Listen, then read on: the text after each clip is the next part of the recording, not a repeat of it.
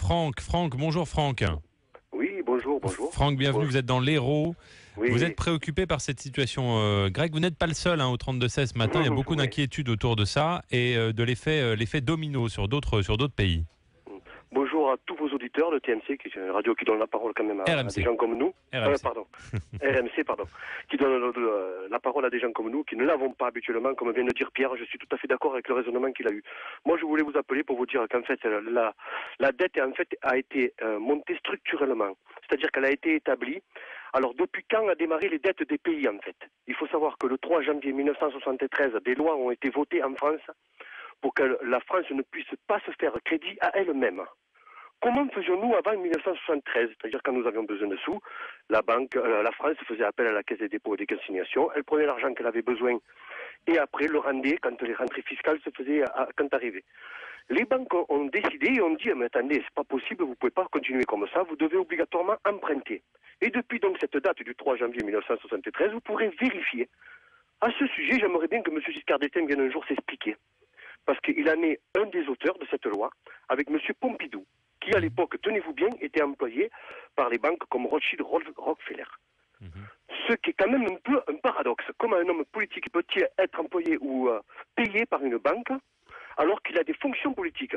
Je voudrais bien qu'on éclaire un peu ce sujet-là et que M. Giscard d'Estaing vienne un jour s'expliquer sur ce sujet-là. Parce que depuis ce jour, les crédits, les taux structurels ont augmenté.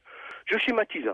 Un ménage a besoin de 150 € de crédit par mois à partir du 25 du mois. Elle a cet argent sur son compte. Oui. Elle pourrait le puiser et l'utiliser. On lui interdit. Qu'est-ce qu'elle fait? Elle va à la banque, elle emprunte. Ce 150 €, quand ce monsieur touche son salaire, le réintègre dans son crédit, dans sa banque, et donc elle n'a pas besoin. Et là, donc la banque lui fait un crédit et lui donne 150 €, lui interdit de s'emprunter à lui-même. Que se passe-t-il pour ce couple, en fait? Je réduis pour que ça puisse être, crédible et compréhensible par les gens. Si tous les mois vous avez besoin de 150 €, vous les empruntez dans votre compte, vous les remettez quand vous touchez votre salaire. Et tous les mois vous réitérez la même chose. Tout va bien. On vous interdit de prendre dans votre badolin ces 150 €. On schématise, c'est pour la France. Donc ces 150 € vous coûtent 20 € d'agio, on va dire, et vous les remettez. Donc si vous faites 20 € tous les mois, pendant 12 mois, ce qui vous fait 240 €. Donc en fait, pour avoir emprunté 150 €, cela vous coûte à l'année 240 €. Voilà. Et les banques ont obligé les pays, en fait, à ne plus se faire crédit à eux-mêmes. Donc elles sont obligées de se retourner face à des banques et faire des crédits. La seule solution pour régler ce problème serait, comme l'avait M.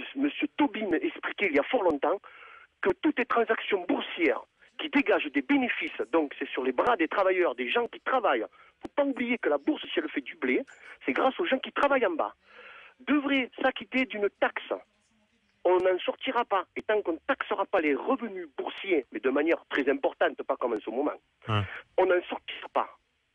En fait, tout ça a démarré en 1973. Demain, nous devrions recevoir le président de l'AMF, l'autorité des marchés financiers. On va lui parler justement de cette régulation, de ces taxations des marchés financiers dont il a été parfois question et finalement qui n'ont jamais abouti. Merci.